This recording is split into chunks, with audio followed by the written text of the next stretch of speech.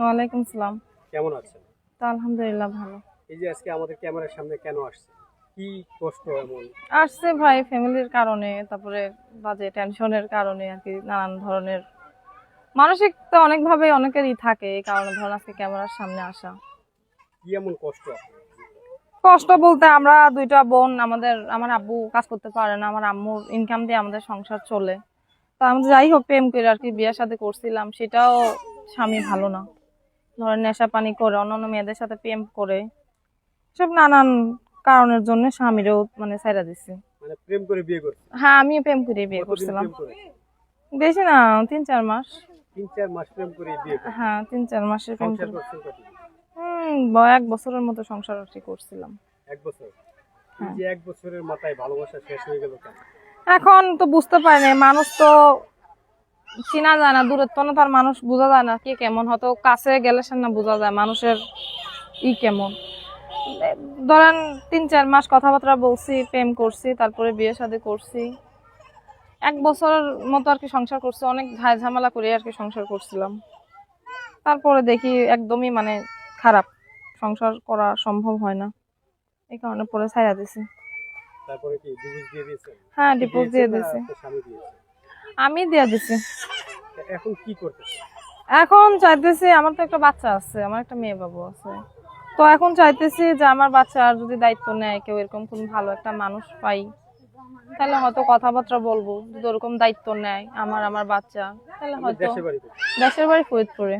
ফরিদপুর? হ্যাঁ, ফরিদপুরে। আপনার এই যে দেশের বাড়িতে কোনো বিয়ে শাদীর অফার আছে? হ্যাঁ, আসে তো, ধরেন একটু এই যে আপনার বউ আছে, তারপরে আবার সেরকম অর্থ সম্পদ নাই, এই কারণে আর কি ধরেন বসা হয় না। কারণ দেখেন, শুনেন ভাই, আমার যেহেতু একটা বাচ্চা আছে, আমি যদি একজনের কাছে বিয়ে বসি, আমার তো এটা দেখতে হবে যে সে তার সংসার চালায়, আমাকে চালাইতে পারবে কিনা, এটা দেখেই তো বিয়েটা বসতে হবে।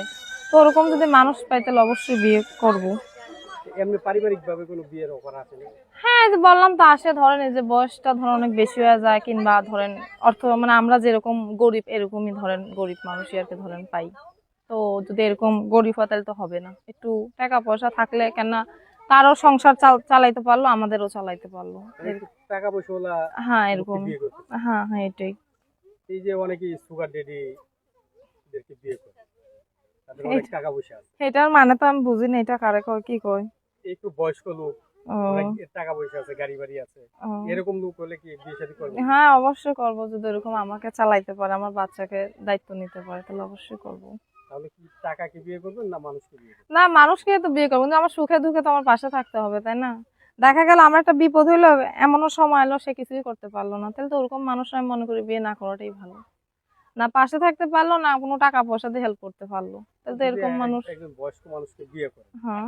সে তো বেশি দিন। আর সে তো বেশি দিন বাঁচবে না, ও এতটাও আবার বয়স্ক মানুষকে বিয়ে করবো না যে কিনা সে বেশি দিনই বাঁচবে না, ওরকম মানুষকে বিয়ে করবো যে কিনা। আপনার তো বয়স কত? আমার বয়স 21। আপনি একজন 21 বছরের নারী, যুবতী, হুম। বলতে গেলে যুবতী, এই বয়সে আপনি ডিভোর্স হয়েছে। এখন তো ডিভোর্স তো বললামই যে স্বামী ভালো না দেখে তো ডিভোর্সটা হয়েছে, নাহলে কি আর হইতো? বলেন। এখন যদি আপনাকে কেউ বিয়ে না করে প্রেম করতে চায়, হুম। বিয়ের আগে যদি প্রেম করতে চায়, হুম। তাহলে কি করবেন? হ্যাঁ, যে এরকম মানুষ পাই তাহলে করবো, সমস্যা প্রেম কি? করবেন? হ্যাঁ। প্রেম করে কি কোনো জায়গায় ঘুরতে যাবেন না? না, ঘুরতে টুরতে যাও সব সাবজেক্ট, ঘুরতে টুরতে যাবো কেন? প্রেম মানুষ করে না কেন? করে যদি এরকম দেখি ভালো, অবশ্যই, তা তো আপনি অবশ্যই বললাম দেবে। মনে দিতে চান? হ্যাঁ, চাই। ঠিক আছে, ভালো থাকবেন।